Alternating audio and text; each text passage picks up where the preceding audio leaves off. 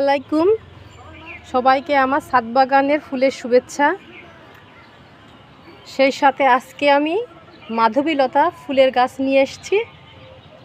দেখুন কতটা সুন্দর একটি ফুলের গাছের মধ্যে কয়টা ফুলের কালার রয়েছে, সাদা, গোলাপি, খয়েরি, অসম্ভব সুন্দর লাগছে। গাছটি যখন আমি রাস্তার ধারে দেখেছি তখনই আমার মনটা জুড়িয়ে গেছে। তখন থেকে আমার মনের মধ্যে হয়েছে যে কখন আমি গাছটা কিনবো এবং বাসায় নিয়ে আমার ছাদে রাখবো। এর আগেও আমি একটি মাধবীলতা নিয়ে এসেছি, কিন্তু আজকের কালেকশানটা অসাধারণ।